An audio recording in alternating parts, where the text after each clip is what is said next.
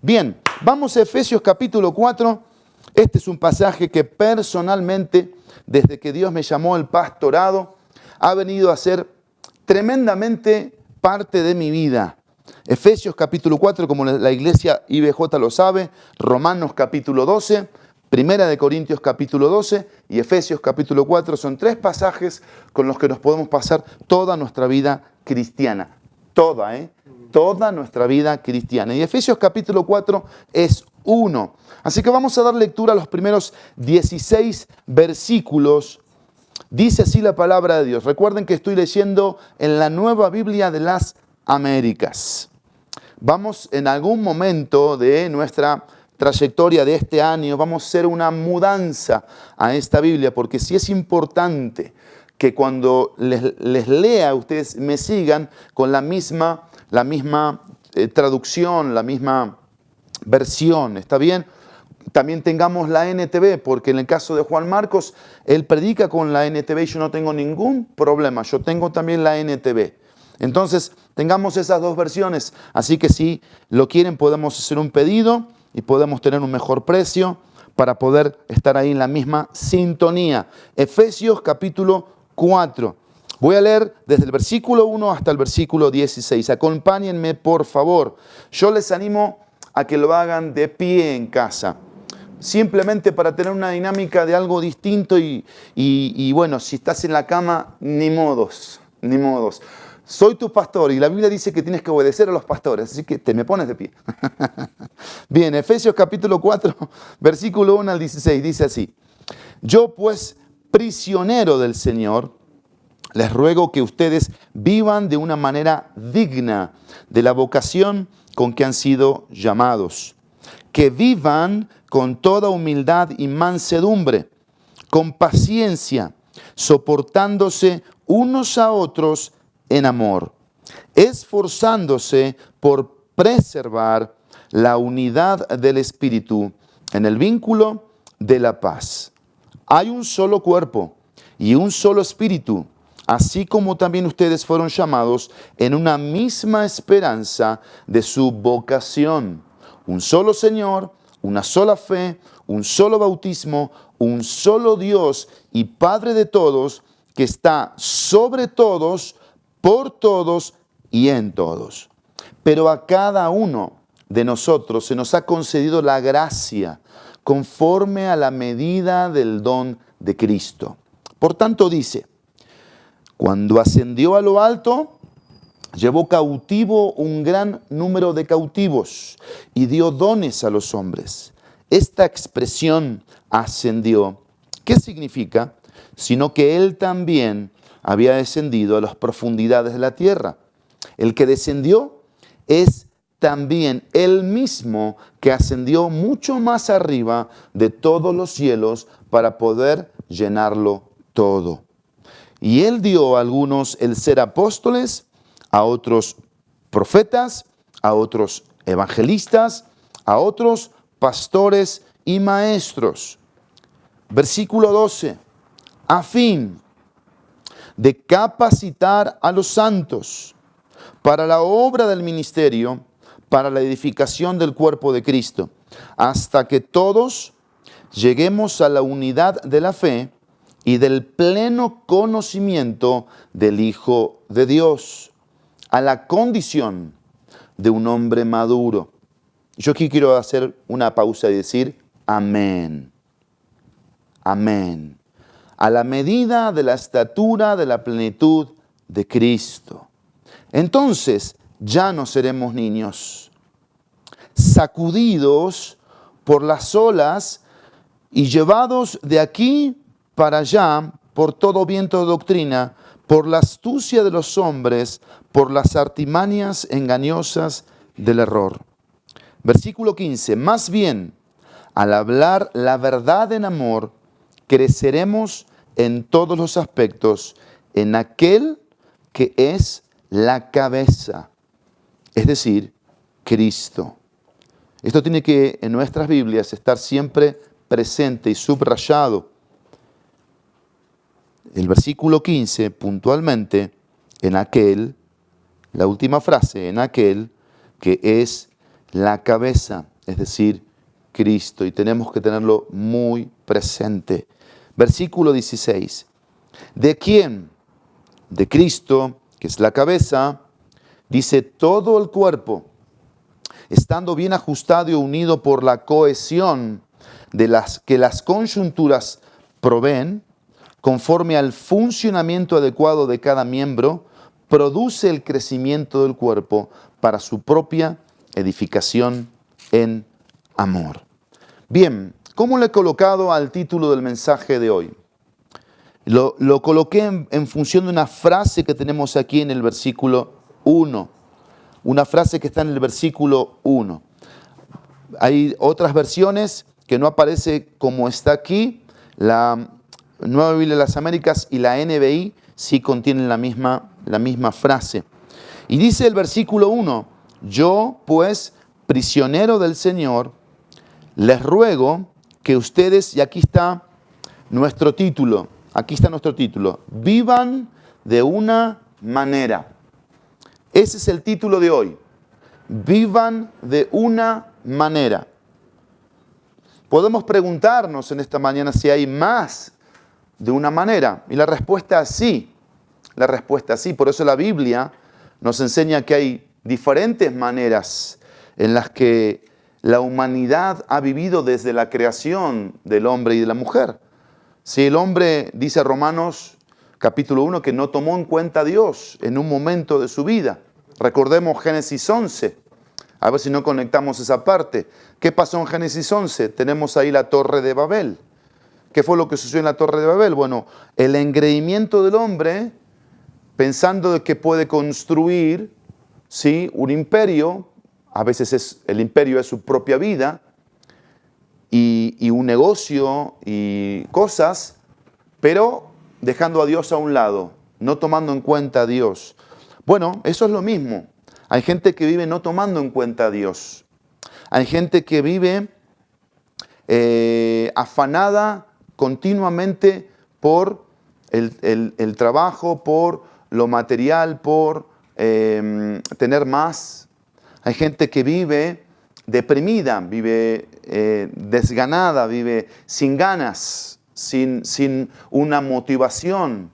Hay gente que vive adicta a diferentes cosas, adicta a las drogas, al alcohol, adicta al sexo, adicta a las relaciones. Sí, termina con uno, empieza con otro, termina con otro, empieza con otro, y un vacío continuo y quiere llenarlo con las relaciones interpersonales.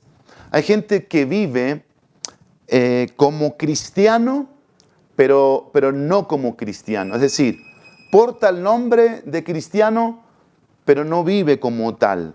Y esa es una persona que la Biblia lo puede llamar o un hombre natural, porque tiene el nombre de cristiano, pero no ha nacido de nuevo, o un hombre carnal, sí ha nacido de nuevo, pero no ha rendido su vida a Cristo.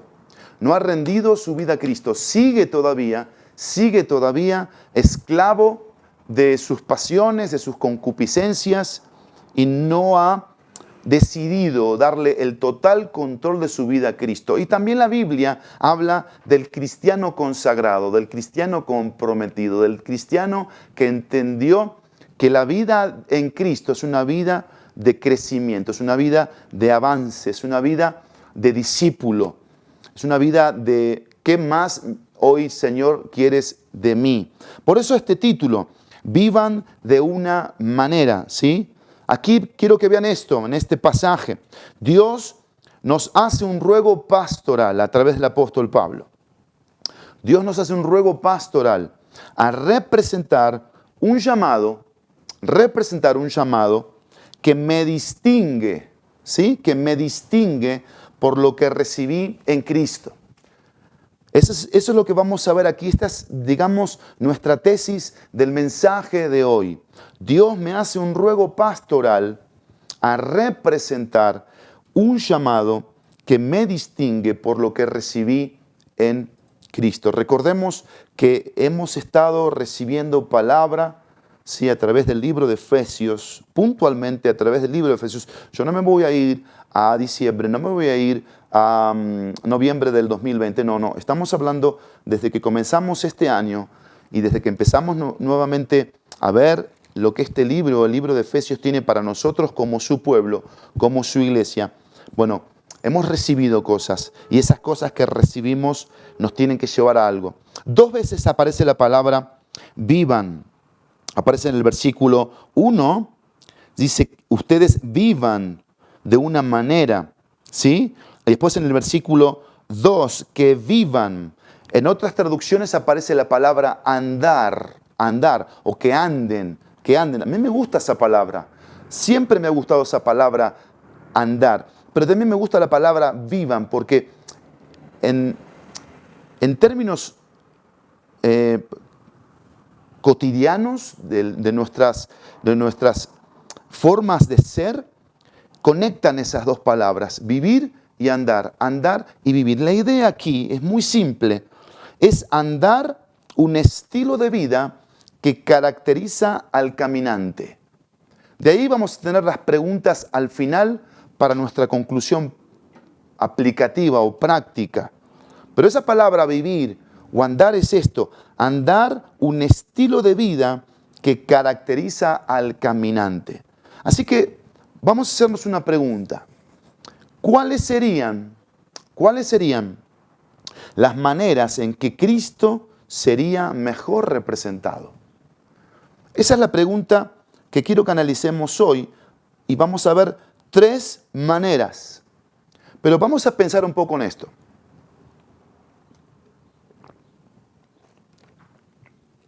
Como viste, tenemos opciones, tenemos maneras, tenemos formas de vivir. En la semana yo tuve mucho trabajo, estuve sirviendo al Señor, ministrando al Señor y a su pueblo.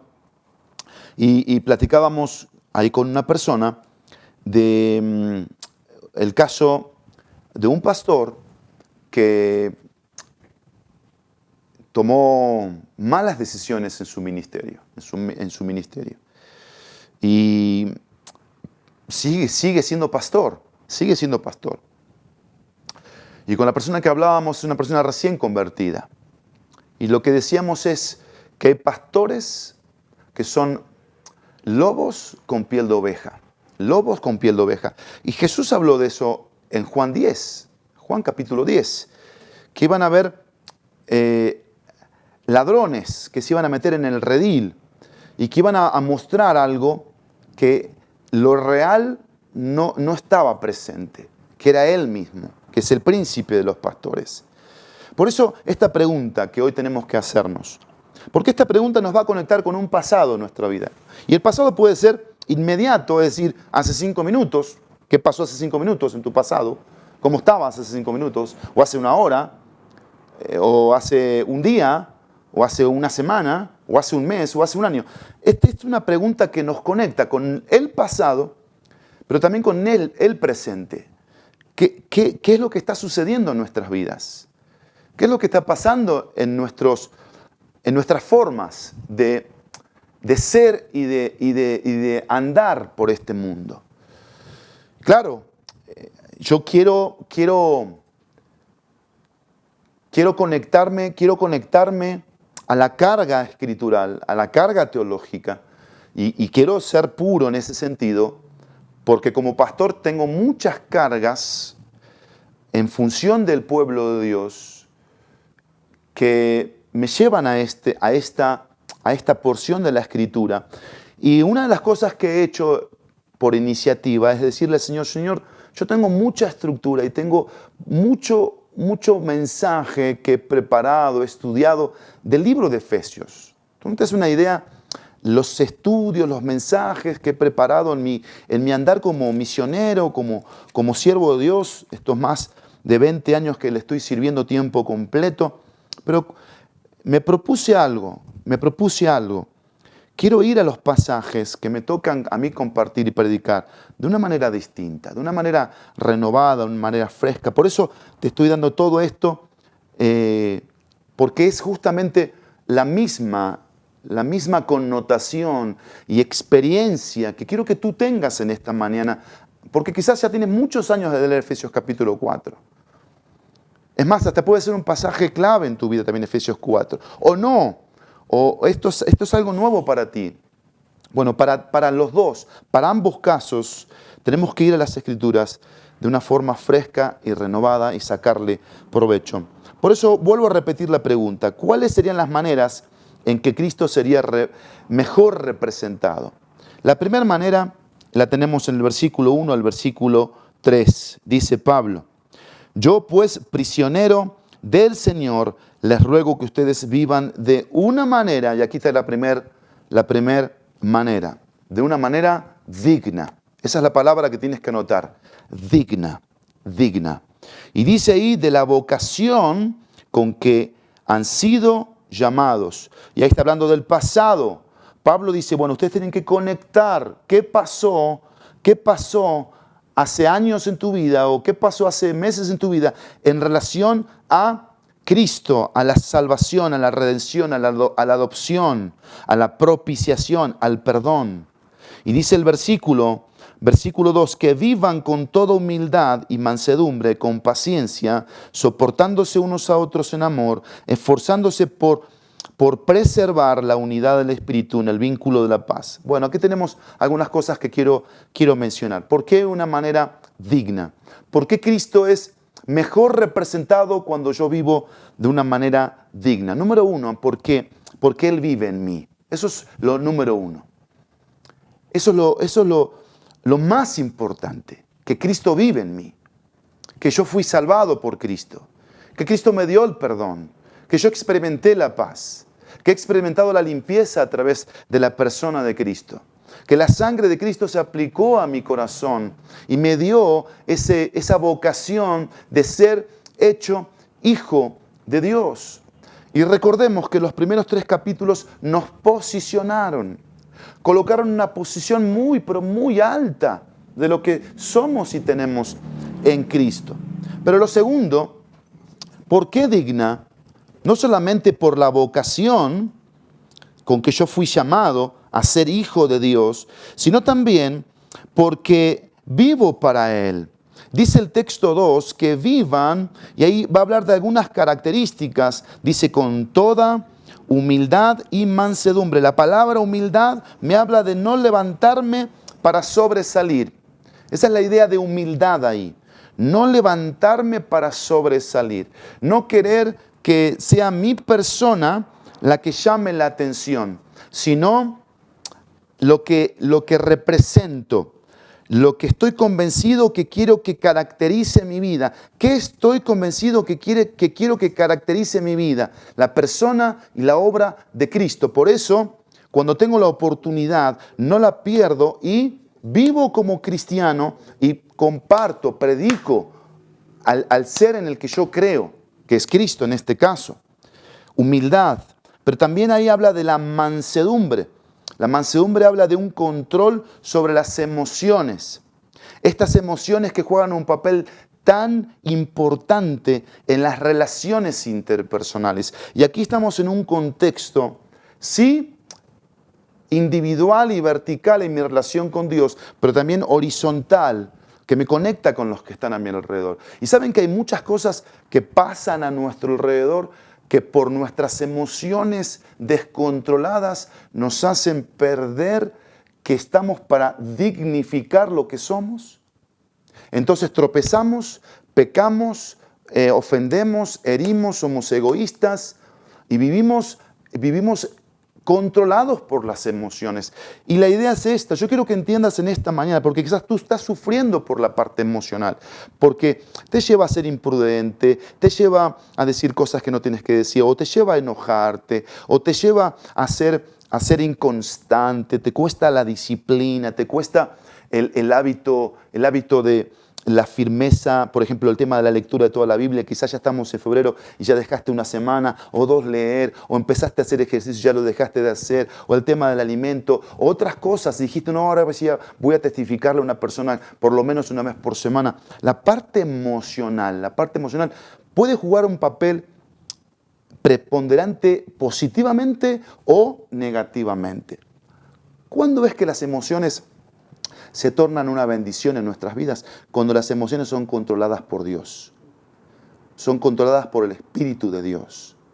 Y cuando no es así, bueno, evidentemente vamos a estar experimentando una montaña rusa, vacíos, insatisfacciones y frustraciones. Pero hay otra palabra que aparece ahí que para mí es importante y la quiero resaltar. Aparte de humildad y mansedumbre, dice el texto, con paciencia. Pero sigue la connotación que vivan con toda. Y aquí sería con toda paciencia. Y la idea de la palabra paciencia aquí es esta: seguir caminando a pesar de las adversidades. La paciencia aquí tiene una connotación de perseverancia. Seguir caminando a pesar de las adversidades. Y aquí tenemos en nuestro texto cosas que van apuntando a nuestro objetivo. ¿Cuál es el objetivo? La manera en la que yo voy a representar a Cristo. ¿Cuál es la primera manera? Digna. ¿Por qué? Porque Él vive en mí. Yo tengo una vocación, yo soy hijo de Dios. Segundo, porque vivo para Él. ¿Y vivo para Él de qué manera? Vivo para Él con humildad, vivo para Él con mansedumbre, vivo para Él con paciencia. Soy perseverante, soy una persona que tiende no a hacerse menos. No estamos hablando de eso con la connotación de la humildad, sino a que yo no quiero ser el que figure, yo no quiero ser el que llame la atención, yo no quiero ser el que tenga la razón, que sea Cristo. Prefiero no entrar en discusiones, prefiero no entrar en conflicto. ¿Por qué? Porque el orgullo es uno de los peores enemigos que tenemos los seres humanos. Y la mansedumbre, que también la mansedumbre tiene una connotación poderosa en el dominio, en el control de ¿qué? De las emociones llamadas ira, llamadas enojo, llamadas intolerancia. Pero lo tercero, porque hay una comunidad. Vean el texto que dice aquí, el versículo 2, que vivan con toda humildad y mansedumbre, con paciencia, soportándose unos a otros en amor. Y después dice el versículo 3, esforzándose por preservar la unidad del espíritu, en el vínculo de la paz. Quiero llamar tu atención de un par de frases. Soportándose unos a otros en amor. Soportándose no está hablando de un ir acumulando lo que la persona va haciendo porque estás soportando, es decir, no te queda de otra. No está hablando eso, no es la idea aquí del texto. Soportar es sostener. Estamos en un contexto de contención, porque estamos en un contexto de comunidad. La idea de dignificar, de vivir de una manera digna que represente a Cristo, es que yo tengo que ser una persona que contenga a otros. A eso me ha llamado Dios, al ser parte de una familia, de una iglesia, de una fe del cristianismo. Y por eso esta frase, soportándose unos a otros. Ya lo hemos predicado, lo voy a simplemente repetir, porque en la repetición está la mejor enseñanza y la mejor retención. Unos a otros, fuimos llamados unos a otros en la comunidad de la fe a evidenciar, a mostrar algo que marca la diferencia entre quien no es un hijo de Dios y quien sí es un hijo de Dios. Y quiero que me acompañen, por favor, porque ahí tenemos un cierre en esa frase, soportándose unos a otros en amor. Vamos al Evangelio de Juan. El Evangelio de Juan, capítulo 13. Juan 13.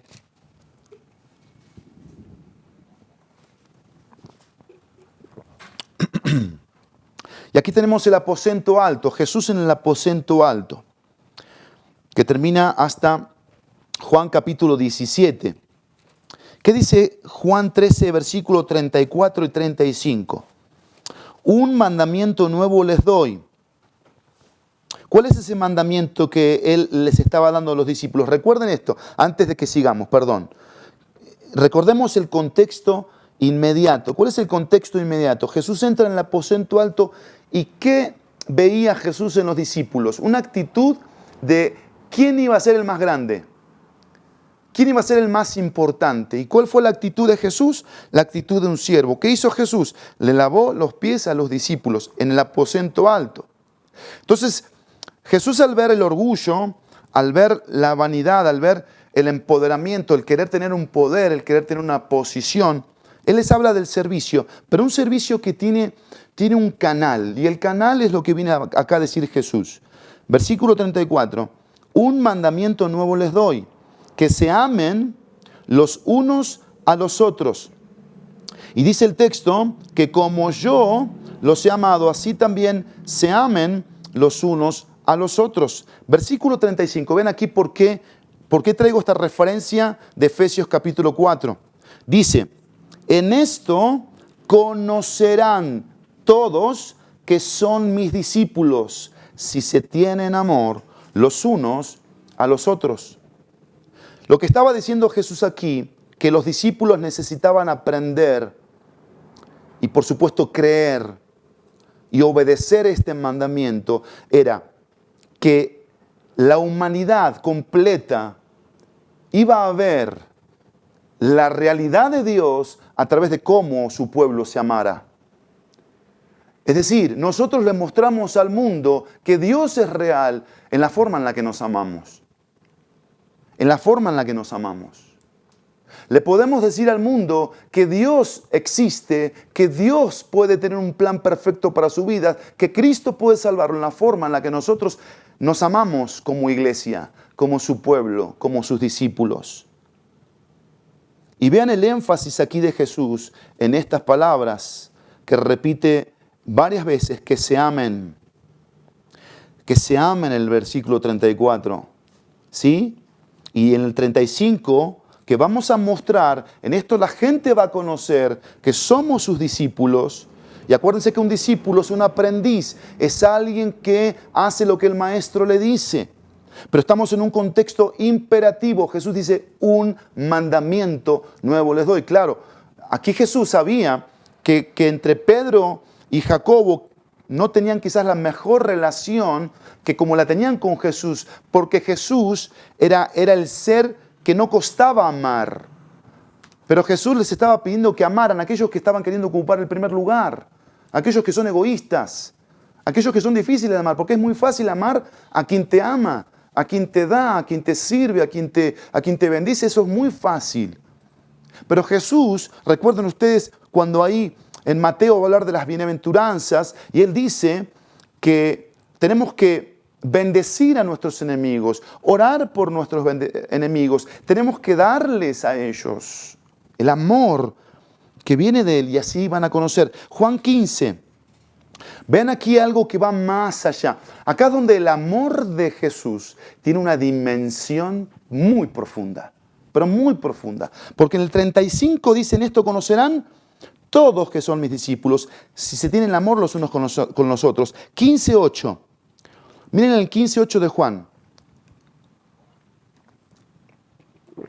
Dice, en esto es glorificado mi Padre, en que den mucho fruto y así prueben que son mis discípulos. Aquí en Juan 15 tenemos a Jesús en el aposento alto, sigue Él enseñándole a sus discípulos uno de los mandamientos más importantes que tiene que ver con el amarse los unos a los otros. Y aquí lo vamos a ver en este contexto del capítulo 15. Y va a hablar en el versículo 2, habla de dar fruto. Después dice en la parte final, den más fruto.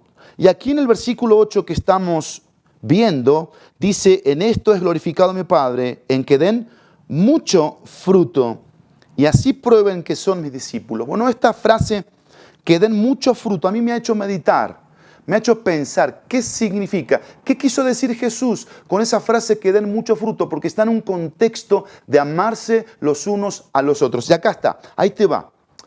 No es suficiente servirnos los unos a los otros. No es suficiente perdonarnos los unos a los otros. No es suficiente exhortarnos los unos a los otros. No es suficiente ayudarnos los unos a los otros. No es suficiente hospedarnos los unos a los otros. No es suficiente besarnos los unos a los otros. No es suficiente decir que nos amamos los unos a los otros. Esta frase, que den mucho fruto, está hablando aquí de la justicia, está hablando aquí de la pureza y está hablando aquí de la integridad. Porque el amor de Jesús a mi vida siempre me lleva a la dimensión de lo que es su amor. Y es profundo. Y es un amor que aquí está hablando de algo que me va a exigir mucho más. Justicia, honestidad, pureza e integridad. Miren conmigo, por favor, para entender esto. Pablo el apóstol fue un rumeador de las verdades de Cristo. Porque recuerden, 13:35, en esto conocerán todos que son mis discípulos, si se aman, si se tienen amor los unos con los otros. En el 15:8, en esto es glorificado.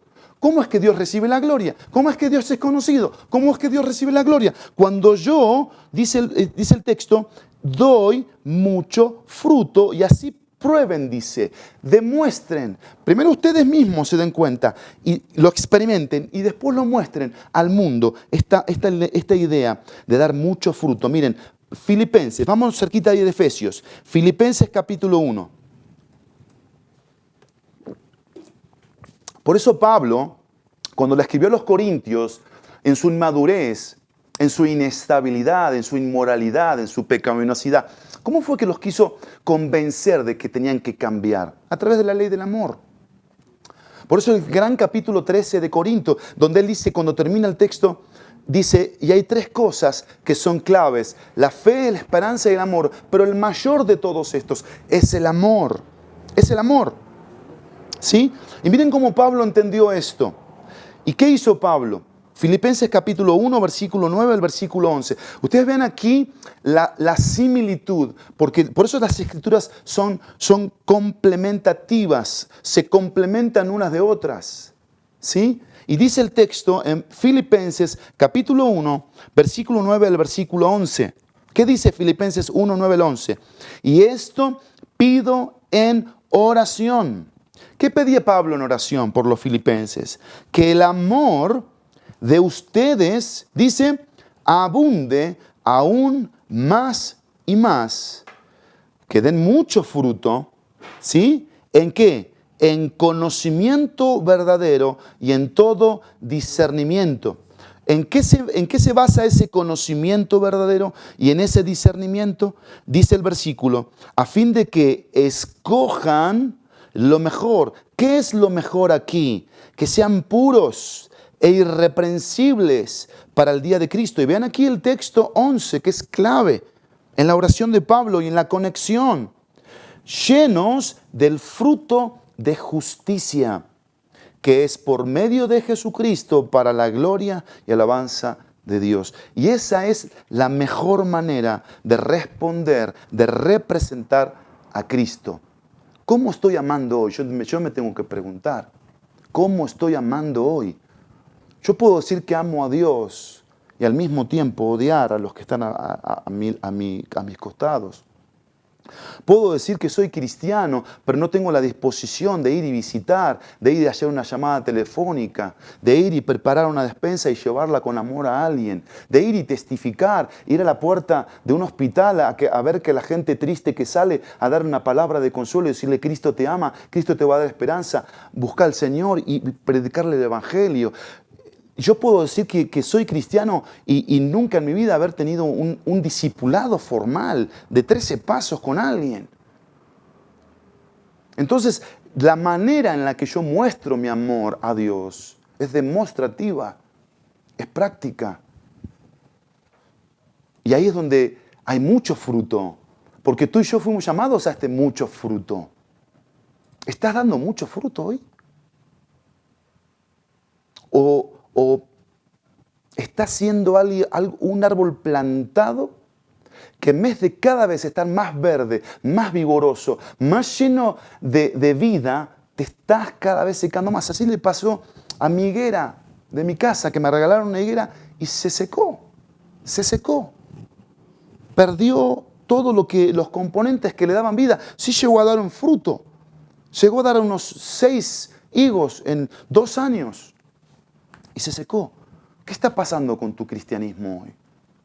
Pero hay algo interesante aquí en el versículo 3, que dice, esforzándose por preservar la unidad del Espíritu en el vínculo de la paz. Acuérdense que estamos hablando de la palabra digno o digna.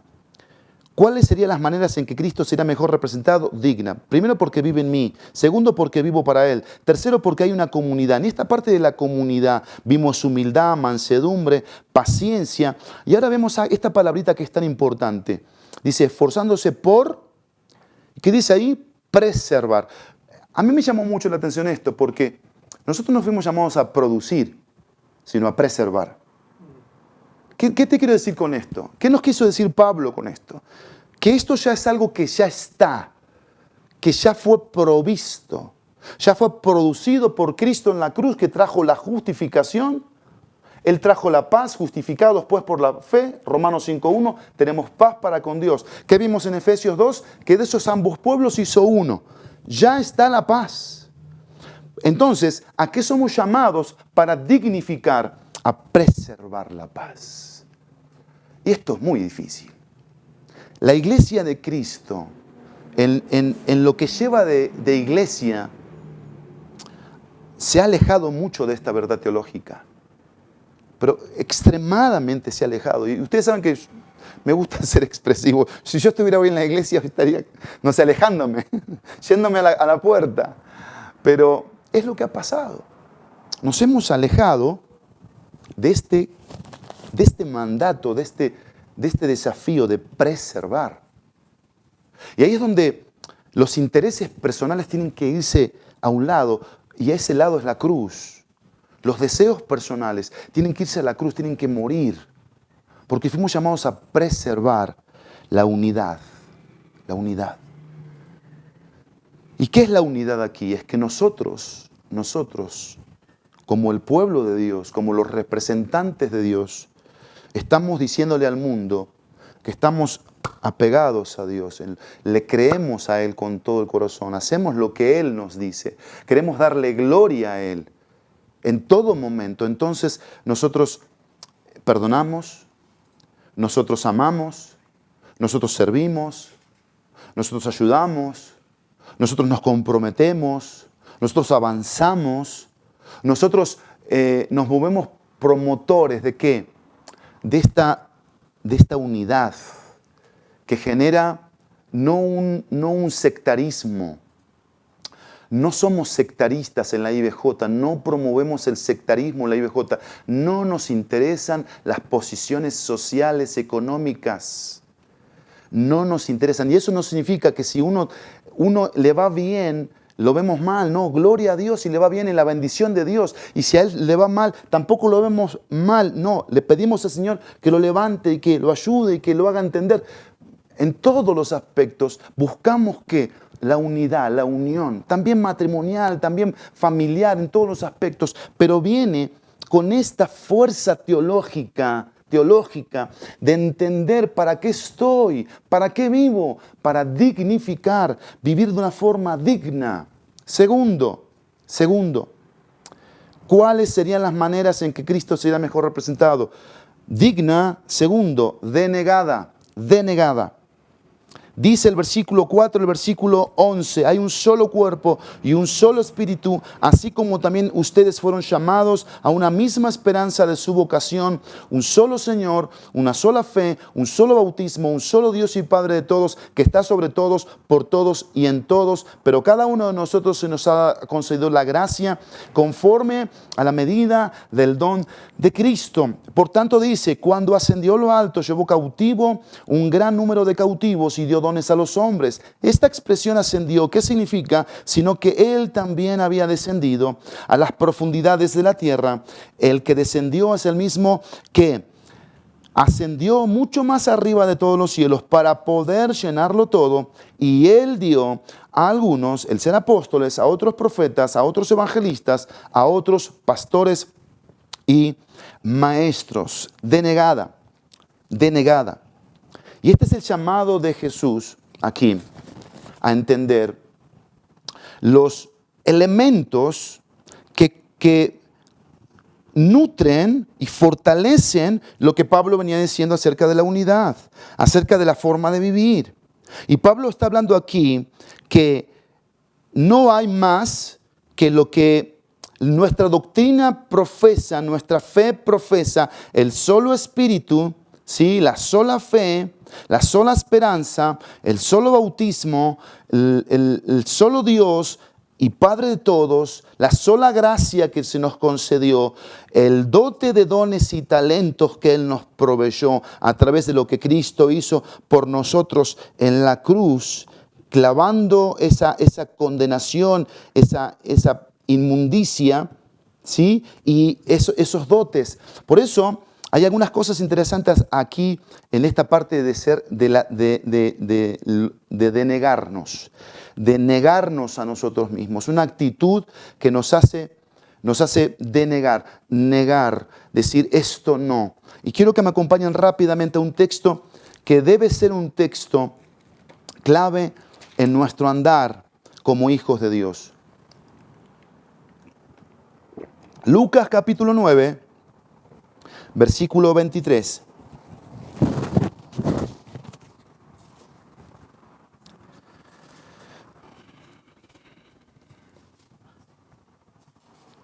Lucas 9:23, Jesús dijo así: y a todos les decía, si alguien quiere seguirme, niéguese a sí mismo, tome su cruz cada día y sígame. Si tú hicieras un esquema escrito de cómo vives tu cristianismo, de cómo es tu vida cristiana, ¿qué cosas colocarías en ese esquema? ¿Qué dibujos harías para demostrar o para entender cómo debes vivir tu vida cristiana? Yo esta semana, como les dije, en esta dinámica de servir al Señor, me senté con un siervo de Dios que me mostró su dibujo. Me mostró su dibujo. Muy sencillo, muy impactante, muy profundo, muy objetivo. Y dos cosas que él puso. Yo te voy a mencionar nada más esas dos cosas. Puso así en su dibujo. Puso más, pero puso de su gloria y para su gloria. De su gloria y para su gloria. En su dibujo de cómo él vive el cristianismo. Él tiene eso. Eso lo tiene como algo fundamental en su manera de vivir la vida cristiana. De su gloria, de lo que hemos recibido de Dios a través de su gloria y para su gloria. Y en esto, él tiene este texto. Y él tiene tres textos claves en su vida. El primero es Jeremías 17:9. El segundo es Lucas, capítulo 9, versículo 23. Y el tercero es Gálatas 2:20. ¿Cuáles serían tus textos que tú pondrías ahí en tu esquema de vida cristiana? Él dice, Jeremías 17:9, yo no tengo que olvidarme nunca, dice él. Porque ahí dice Jeremías 17:9 que el corazón es perverso, es engañoso. Yo nunca me debo olvidar de eso. Mi corazón es perverso, es engañoso. Lucas 9:23 dice que tenemos que negarnos a nosotros mismos, tenemos que tomar nuestra cruz y tenemos que seguir. ¿Y qué dice Gálatas 2:20? Con Cristo estoy juntamente crucificado. Y ya no vivo yo, mas vive Cristo en mí. Y lo que ahora vivo en la carne, lo vivo en la fe del Hijo de Dios, el cual me amó y se entregó a sí mismo por mí. Y él tiene una especie de centro en su dibujo. Y pone en el centro la palabra fe. Fe. ¿Cómo la explica él la palabra fe? De dos formas. Conocimiento y confianza. Conocimiento y confianza. A mí me impactó ese esquema porque estamos en eso aquí en Efesios capítulo 4. ¿Cómo debemos vivir? ¿Cómo debemos andar? ¿De qué manera? Primera, digna. Segundo, denegada. Y por eso Lucas 9:23. Que nos invita ¿a qué? A seguir a Cristo, pero de una manera. es que no hay otra manera de seguir a Cristo. Negándonos a nosotros mismos y tomando la cruz cada día y de vuelta seguirle. Por eso hay 3 cosas que yo quiero decirte aquí, en esta parte de negada. Primero, por la diversidad. Claro, porque hay diversidad en el pueblo de Dios, hay diversidad en la familia de Dios. Y por eso tengo que tener una actitud de negada, por la diversidad. Somos diferentes. Y al ser diferentes, habrán cosas que no me gustan, que no me parecen, que no creo yo que tengan que ser así. ¿Cuál debe ser mi actitud en esa diversidad? ¿Cuál debe ser mi actitud? Primero tengo que negarme a mí mismo. Primero tengo que examinar mi corazón. ¿Qué está pasando en mi corazón? ¿Qué actitud está teniendo en mi corazón? ¿Qué estoy permitiendo que entre en mi corazón? ¿Qué estoy permitiendo que mis ojos vean?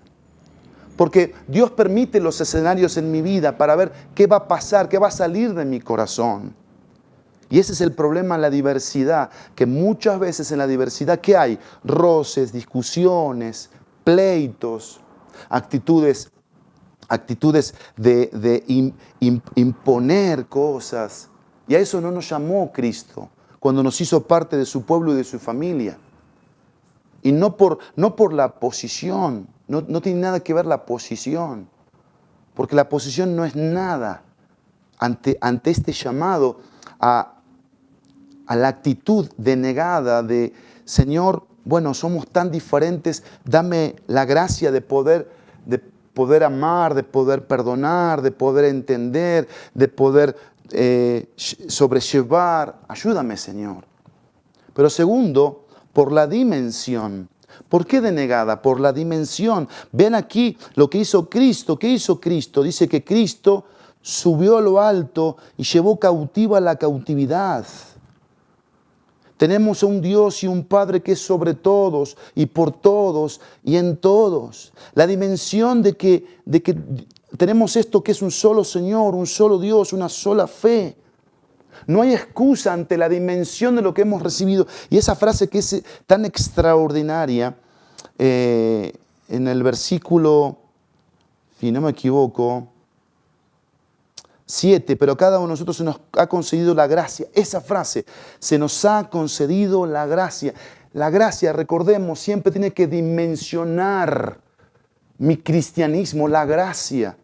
De cómo veo yo mi vida, de cómo debo decidir en función de esa gracia, en la diversidad, en lo que vivo, en las luchas, en mi naturaleza, en mis debilidades, en el trato los unos con los otros. Pero en tercero, denegada por la diversidad, por la dimensión, pero también en tercero, por los dones. Porque dice la palabra de Dios aquí que Él nos dio dones, que son regalos, que Él fue a conquistar para atraer. Y Él nos dio esos dones, y dice el texto, y Él dio a algunos el ser apóstoles, que ya no son vigentes, el apostolado ya no es vigente, ¿sí? A otros profetas, que tampoco, aunque puede ser alguien que tiene la capacidad de denunciar el pecado, pero ya los profetas ya se cumplieron en el Antiguo Testamento. Los apóstoles son parte de los fundamentos de la iglesia cristiana. Evangelistas, los que tienen la eficacia a la hora de predicar el Evangelio y que la gente se convierte cuando predican el plan de la salvación. Y después dice pastores y maestros que edifican al pueblo pastoreando y edifican al pueblo enseñando. Cuidan y proveen alimento y enseñanza bíblica. Y dice el texto bíblico que es tan importante. ¿Por qué la actitud denegada? Esto ya lo hemos estudiado y lo seguiremos estudiando. ¿Para qué Dios nos dio los dones? ¿Para qué Dios nos los proveyó? Por eso Romanos 12, por eso 1 Corintios 12, por eso Efesios capítulo 4, por eso 1 de Pedro capítulo 4. ¿Para qué fue? Número uno, para seguir corroborando que soy hijo de Dios, que tengo a Cristo. Él me dio una capacidad a mí, diferente a la de los demás. Y aunque yo puedo tener el mismo don que otro, yo lo puedo hacer de una manera distinta. Y yo corroboro, compruebo que soy hijo de Dios a través de los dones espirituales que Él me dio. Porque Él coloca carga en mi corazón por las almas, por el servicio, por vivir de una manera. Lo segundo, porque ya yo voy a la iglesia no como un consumidor, no como un consumista, sino como alguien que me siento involucrado desde el saludo. Saludo a la persona con el deseo que mi persona pueda darle algo bonito y especial desde el saludo. Desde lo que puedo hacer, puede ser barrer, ir a colocar las sillas, o presidir, o predicar, o cantar, o en la semana saliste a testificar, saliste a visitar, saliste a compartir el evangelio. Ya estás involucrado, estás metido, eres un pescador de almas, estás ahí en la obra del Señor. Y no le dejas este privilegio a otro, no, tú lo tomas. Y eres un apasionado por esto. Y tienes un celo por esto, por los dones espirituales, pero también para la gloria de Dios, porque Dios es glorificado cuando nuestros dones son funcionales, cuando están en ejercicio continuo. Dios es glorificado, Dios es exaltado. Y vamos a terminar. ¿Cuáles serían las maneras en que Cristo sería mejor representado? De una manera digna, de una manera denegada, pero en tercer lugar, de una manera dispuesta. Versículo 12 al versículo 16. Dice Pablo, a fin de capacitar a los santos para la obra del ministerio, para la edificación del cuerpo de Cristo, hasta que todos lleguemos a la unidad de la fe y del pleno conocimiento del Hijo de Dios, a la condición de un hombre maduro a la medida de la estatura de la plenitud de Cristo. Ya no seremos niños sacudidos por las olas y llevados de aquí para allá por todo viento de doctrina, por astucia de los hombres, por las artimañas engañosas del error. Más bien, al hablar la verdad en amor, creceremos en todos los aspectos en aquel que es la cabeza, es decir, Cristo. ¿De quién? Todo el cuerpo, estando bien ajustado y unido por la cohesión que las coyunturas proveen, conforme al funcionamiento adecuado de cada miembro, produce el crecimiento del cuerpo para su propia edificación en amor. La tercera manera de representar mejor a Cristo es dispuesta. Una actitud dispuesta. Algunas cosas. Número 1, a capacitarme. Dice el versículo 12, a fin de perfeccionar. Aquí tenemos la palabra capacitar. Otra versión dice perfeccionar. Una traducción un poquito más en el original dice equipar a los santos. ¿Para qué se capacita a los santos? Ven aquí, porque esto es algo que tenemos que entender contextual, teológica y doctrinalmente. El pastor no está para hacerlo todo. El pastor está para predicarle a los santos, enseñarle a los santos qué dice la palabra de Dios en relación a tu salvación, a tu santidad, a tu servicio, los dones espirituales. Tú debes capacitarte para saber cuáles son tus dones. ¿Y qué es lo que hace el santo aquí? ¿Qué es lo que hace el santo? Sirve al Señor. El pastor no es el que tiene que estar haciendo todo. Claro, el pastor, en este caso, este servidor, le encanta hacer de todo. Le encanta estar involucrado y a nada le dice que no, a todo le dice que sí. He tenido que ir aprendiendo poco a poco. Por la gracia del Señor tengo 45 años y quiero servir al Señor muchos años más. Toda mi vida rendida a Él, pero tengo que entender que esto es incorrecto si yo hago todo. Tienen que las personas estar involucradas. Pero en este canal, en este camino de la capacitación, porque no nos dejamos nunca de capacitar, no nos dejamos nunca de equipar, porque la idea es esta de la capacitación, llevarnos a una meta, a un objetivo, a un fin. ¿Cuál es? Ahí dice el texto, para la obra del ministerio, para la edificación del cuerpo de Cristo. Es parte de ese propósito, de esa meta. Y después dice el texto, hasta que todos lleguemos a la unidad de la fe y del pleno conocimiento del Hijo de Dios, a la condición de un hombre maduros, ¿sí? A la medida de la estatura de la plenitud de Cristo. Y el 14 es parte de este contexto. Entonces ya no seremos niños sacudidos por las olas y llevados de aquí para allá por todo viento de doctrina, por la astucia de los hombres, por las artimañas engañosas del error. Lo segundo aquí, en esta parte de dispuesta, es el crecimiento, es crecer. Primero me capacito, segundo crezco.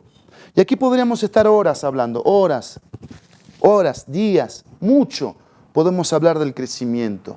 Porque cuando no crecemos, estorbamos, entorpecemos la obra de Dios. Cuando lo que predomina es nuestra inmadurez espiritual, nosotros tenemos actitudes pecaminosas, pero disfrazadas de religiosidad, disfrazadas de fachadas que no le dan nada de gloria a Dios. No están, pero ni al centímetro del piso de los huaraches de Cristo. Yo tengo que apuntar a una estatura de Cristo. Pero cuando yo soy inmaduro y no estoy creciendo en mi vida cristiana, estoy siendo un estorbo, estoy siendo un tropiezo, estoy obstaculizando la obra de Dios. Y déjenme decirles que esto es todo un tema amplísimo, que por la gracia del Señor, este corazoncito tiene paz. ¿Saben por qué? Porque hemos puesto el dedo en el punto acá. No nos hemos tardado con esto. Yo tengo hombres a mi alrededor que por la gracia de Dios me siento dichoso de los hombres que tengo a mi alrededor. Hombres y jóvenes ya casados, solteros, que están involucrados en la obra del Señor, conmigo, en este servicio juntos de la IBJ, de esta comunidad de fe. Pero yo soy muy consciente de estas preciosas almas, de estas preciosas vidas que debo cuidar, por las que debo velar, por las que debo orar, por las que debo invocar el nombre del Señor continuamente, constantemente, para este punto aquí de crecimiento interno, hacia adentro, hacia profundizar, para que estemos firmes en nuestra vida, como hombres de Dios. Y miren, estamos en un proceso de imposición de manos con varios de ellos. Para el diaconado, para el apostolado, para el pastorado. Bueno, quizás algunos apostolados porque los vamos a enviar a algún lado. No se crean. Pastorado. Estamos en ese proceso y yo sueño, Dios lo sabe, con el momento de esa imposición de manos. Pero hay un pero. ¿Por qué el pero? Porque el pero tiene que ver con nuestra condición de hombre maduro. Ahí lo dice el texto, a la condición de un hombre maduro. Y también va para las mujeres, porque hay mujeres involucradas en el ministerio. Y como te dije al principio, tienes que aprender a controlar tus emociones, si no vas a ser un tropiezo para el ministerio, en vez de una bendición. Y yo le puedo preguntar a muchos de los consiervos aquí, o en su casa, que son compañeros de milicia, ¿Qué desánimo produce la inmadurez espiritual, el tropiezo? De personas que están involucradas en el ministerio. Así que por eso dispuesto a capacitarme, a crecer, a apuntar a ser como Cristo. Porque yo te digo algo, si yo como un hombre de Dios que quiero ser, entiendo este punto aquí, yo no voy a ir cuando hay un problema entre una persona y otra, a otra persona. Yo voy a ir a Cristo y le voy a decir a Cristo, Cristo, a ver, ¿qué está pasando aquí?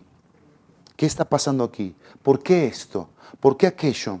Y yo voy a buscar en la persona de Cristo, que Cristo me dé la respuesta de que quizás está haciendo un pecado en mi corazón, que yo estoy viendo cosas que no están siendo reales, o Cristo me va a dar el discernimiento para que sí, hay una verdad ahí que tú tienes que atender, tienes que sentarte con la persona, tienes que hablar, tienes que mostrarle el amor, pero no vayas cargado, no vayas con enojo, ve con amor y atiende la situación, pero a través de Cristo, porque Él es el modelo, Él es el ejemplo. Recordemos que Cristo exhortó a sus discípulos. Por un lado le dijo a Pedro que era bienaventurado porque Dios le había revelado una verdad de quién era Cristo, pero por otro lado dijo, Pedro, eres una piedra de tropiezo, vete de mí, Satanás. Y sí, hay hermanitos y hermanitas que pueden llegar a ser así. Señor, líbranos, pero también ayúdanos, porque no vamos a desechar a nadie. Dios nos llama a amar a todos. Y a esos hermanitos y hermanitas, darles este mensaje y esta forma de la que estamos convencidos, de la que se tiene que vivir y ser, a toda la gente que llega a la BJ de otras iglesias y a los que nacen de nuevo, los metemos en este carril. Porque no es nuestro carril, es el de Dios. Pero déjenme terminar. Dispuesto a capacitarme, dispuesto a crecer. Tercero, dispuesto, dice el versículo 15, más bien, al hablar la verdad en amor, creceremos en todos los aspectos en aquel que es la cabeza, es decir, Cristo, dispuesto a someterme. Dispuesto a someterme. Porque ahí es donde viene este fruto de hablar la verdad en amor. Ahí es donde viene este fruto de seguir creciendo en todos los aspectos. Porque a eso soy llamado, a crecer en todos los aspectos. Y aquí tenemos una cabeza a la que tenemos que someternos todos, sin excepción alguna. Y hemos hablado de la humildad. Hemos hablado de lo que divide. Hemos hablado de las emociones. Hemos hablado del egoísmo. Bueno, aquí tenemos un principio tan importante para representar mejor a Cristo. Una actitud sumisa. ¿Qué dicen los demás de nosotros? ¿Somos sumisos? Cuando nos piden hacer algo, ¿lo hacemos a la primera con gusto, con buena actitud? ¿O somos personas rebeldes? ¿O somos personas resistentes? ¿Nos cuesta someternos a la autoridad? ¿Entendemos el privilegio y la bendición de estar bajo una autoridad, que es una bendición tener una autoridad por encima de nosotros? ¿O ya le hemos creído la mentira al mundo de que no existen las autoridades? De que las autoridades no son importantes, porque son incongruentes por esto, por lo otro, por aquello. ¿Qué nos dice la Biblia? La Biblia nos llama, en primer lugar, a someternos a la autoridad de Cristo en nuestra vida. Y por consiguiente a todo aquello que Dios ponga como autoridad en nuestra vida. Y si estás en una familia, tienes mamá y papá, ellos son tus autoridades. Si estás en una escuela presencial, por supuesto, los directores, los maestros son una autoridad. Y si vas manejando, los policías son una autoridad. Tenemos un presidente, tenemos un gobernador, tenemos autoridades. Un pastor es una autoridad, por supuesto, colocada por Dios. Y es una bendición cuando aprendemos a someternos a las autoridades, a obedecerlas, a honrarlas, a respetarlas. Tenemos la bendición de Dios. Se los digo de todo corazón, la bendición de Dios. Pero terminemos. Dispuesto a capacitarme, a crecer, a someterme, pero también dice el versículo 16, dice, de quien todo el cuerpo, bien ajustado y unido por la cohesión que las coyunturas proveen, conforme al funcionamiento adecuado de cada miembro, produce el crecimiento del cuerpo para su propia edificación en amor. La cuarta cosa aquí en esta manera dispuesta es cooperando. Cooperando. Es interesante cómo Dios quiso enseñarnos a ti y a mí cómo es que funciona un cuerpo. Cómo es que un cuerpo avanza. Me encanta Dios y su manera de enseñarnos para que entendamos nosotros. Sus analogías, sus ejemplos. Acá pone el ejemplo de las coyunturas. ¿Sí? Las coyunturas, que ejercen una función de roce, de contacto para el funcionamiento del cuerpo. Y esto es clave para la iglesia cristiana. Es clave. ¿Por qué digo que es clave esto para la iglesia cristiana? Para representar mejor a Cristo. Porque fuimos llamados a tener contacto los unos con los otros. Fuimos llamados a ese roce, a esa convivencia, a esa comunión, a estar juntos. Fuimos llamados. Y este no es el único texto. Hay un montón de textos en la Biblia. O lo que tú lees cuando lees los unos a los otros, ¿qué piensas que decían? Virtualmente. ¿No? Tú en casita, bien cómodo. El pastor en la librería, bien cómodo. No, no es así.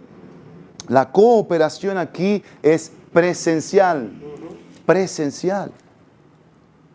Miren, yo hoy estoy viendo una experiencia con algunos consiervos de otras iglesias que estoy viendo esto, que están cayendo en esto y yo le pido al Señor que me ayude, porque no quisiera, y yo tengo que tomar una decisión hoy con este texto, evidentemente. Se están literalmente agarrando de los pelos con hermanitos que ya hicieron un principio bíblico, lo virtual. Un principio bíblico, ¿sí? Ya quedarse en casa, ya no salir. Teniendo ya sus iglesias que se pueden reunir, no van, porque tienen miedo de infectarse o de contagiarse. Tienen miedo. Entonces, este versículo yo tengo que borrarlo de la Biblia. Yo tengo que borrarlo. Y yo te quiero decir algo. Así como te dije, si quitamos Efesios, vamos a tener muchos problemas. Si yo quito este versículo, vamos a tener muchos problemas como iglesia. Y Dios nos llama a cooperar. Pero no cooperar con el pastor Pablo. Porque el pastor Pablo teme a Dios. Y lo que no quiere es ni restarle la gloria al Señor, ni la autoridad del Señor, ni afectar el cuerpo de Cristo. Pero lo primero es Dios.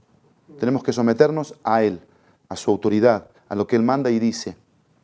¿Qué significa eso? Que yo no voy a agarrarme de los pelos con nadie cuando decidamos volver a lo presencial. Si tú le crees al diablo, le crees a tu carne, porque como lo hemos dicho, nosotros solitos vendemos humo.